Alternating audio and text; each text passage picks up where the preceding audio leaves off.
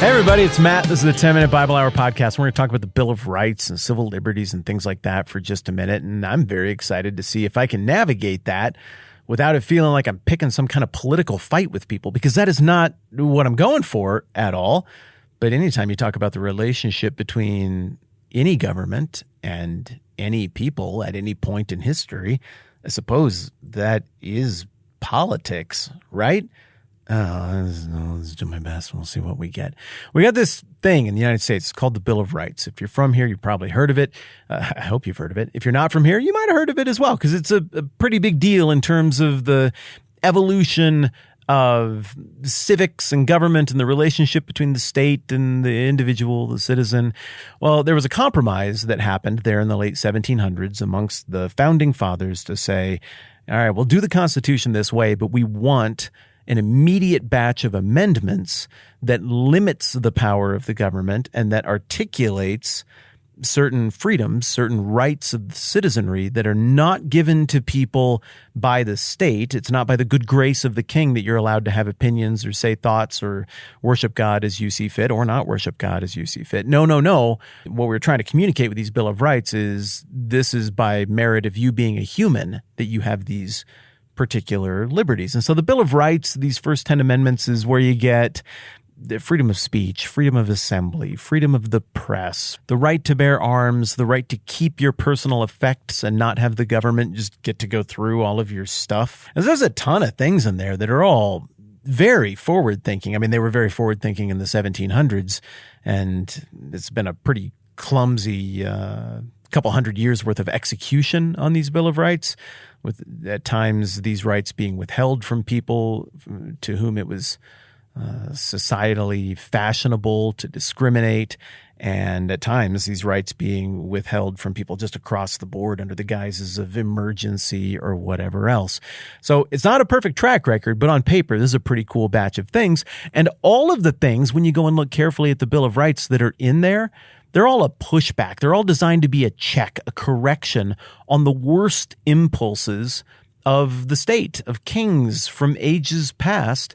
And one of the places where that's really evident is in the Eighth Amendment, which prohibits cruel and unusual punishment. Now, admittedly, there's a lot of debate about exactly what constitutes cruel and unusual. I don't know. You can land wherever you land on how we've actually done in upholding this idea of cruel and unusual punishment. But I think what has to be acknowledged is that a lot of the most violent excesses when it comes to capital punishment from the history of ever really have been checked.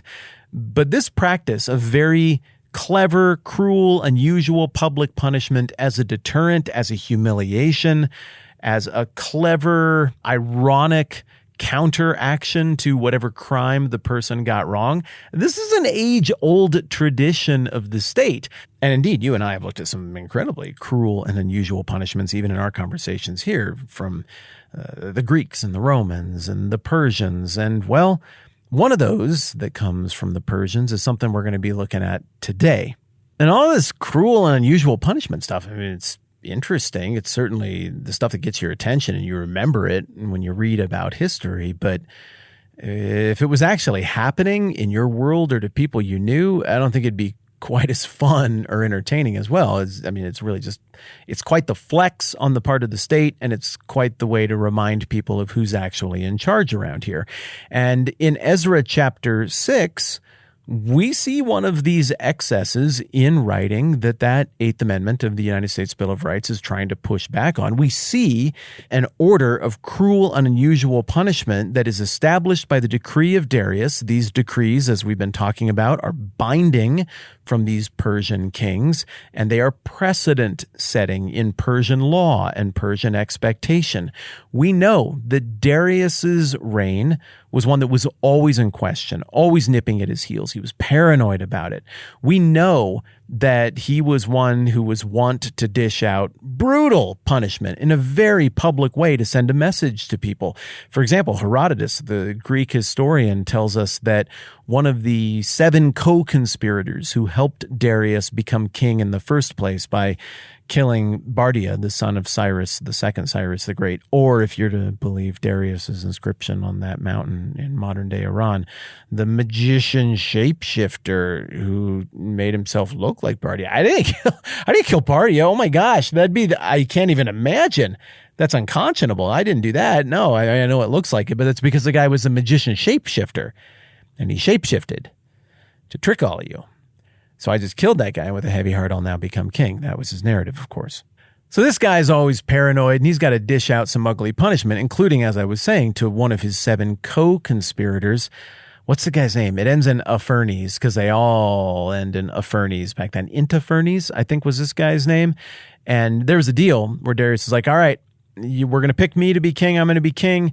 And the deal is all of you will have access to the throne unfettered. You can come in anytime you want and have access to the throne of the great king of kings, the king of Persia, without me having to give you some sort of acknowledgement. Like, you can just come in there unless I'm with a woman. And if I'm with a woman, well, then you're going to be told you got to wait because I'm doing something right now. And apparently, Intafernes, at some point early in Darius's reign, he got to be in his bonnet. He's like, I'm not honoring this stupid rule anymore. I made you king. I could probably unmake you king. I don't know if he said any of that. And so he goes there to the palace of Darius, and there are a couple guards outside Darius's chambers. And he's like, I got to see the king. And they're like, yeah, there's a lady in there right now, so you're going to have to wait. And apparently, according to Herodotus, he's like, I'll show you 2 rascals. And he cuts off their noses and their ears, and then he ties them together with a whip or a cable or something. And then he goes and he rides away, and he's like, go tell Darius whenever he's available again that I came to see him and I'm irritated that we couldn't. And so he goes and tells him, and Darius is like, what the heck? I think we're probably at risk of a full-blown revolt here. I mean, if these guys would regicide with me, they'll regicide on me. So he sends a note to all of the other conspirators, and they're like, what? No, that wasn't us. We're not, I wouldn't cut off any noses. We don't even want to cut off anybody's nose. We wouldn't bother you. We know you're with someone. That's fine. No problem. That's not us. He's like, all right, well, round up the family of Intafernes. And he doesn't just kill Intafernes, but he wipes out the guy's entire lineage. And I'm not exactly going to spell it out for you, but if you go and read through the Bill of Rights, you'll see that this one violates a lot of them, probably including the whole cruel and unusual punishment thing.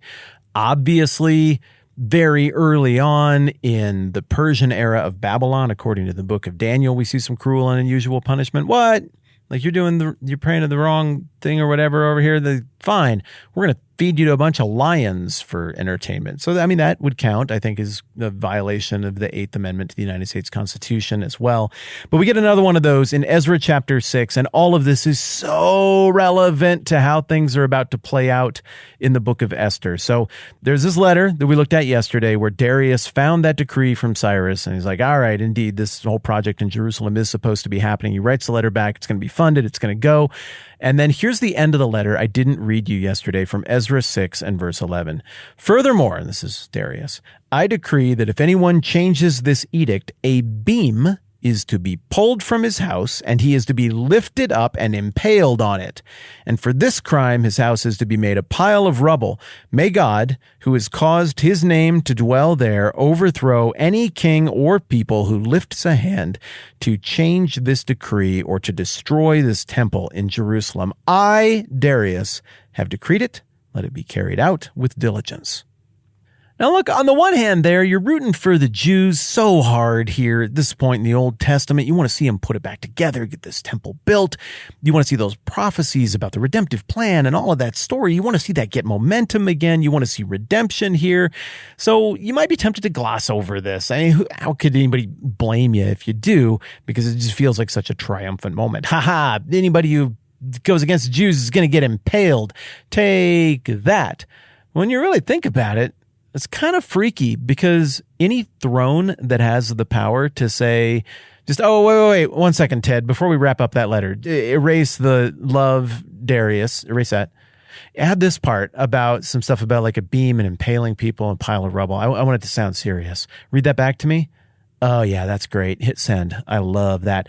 Any government that has the teeth to be able to do that to your enemies has the teeth to be able to do that to you. Now, why would Darius be so eager to flex his muscles and dish out crazy punishments? Well, he's trying to be a real boy. And for the same reason that he cracked down on Interfernes, so he's looking to crack down on anybody who would reject the decrees of the king. And he's not just trying to prop up his own decrees, as we've discussed, but the idea that once the throne has made a decree, that is it. Now, I know there's some of you who have not looked ahead into the book of Esther at all. Maybe you've never read it. Maybe you've never looked at it. And you're like, when are we going to get there? The answer is very, very soon. I know there are some of you who have looked ahead into the book of Esther, and you're already connecting the dots that I'm about to quickly connect right here. The idea of somebody being impaled on a beam that is of their own possession is really going to factor into the story of Esther. The idea of a king who sits in the exact same seat, the exact same throne, in fact, has the exact same last name as Darius, making a decree and then not really being able to just unmake it for all kinds of political, legal reasons within the Persian system, that is going to factor very heavily into the book of Esther. So how do we get there? It was just a vacuum, and one day we woke up and these were all the ground rules, and the king of the book of Esther, like, he was insecure and he just had to make rules, and if he said something, even if he was drunk, it just counts. It's totally binding forever.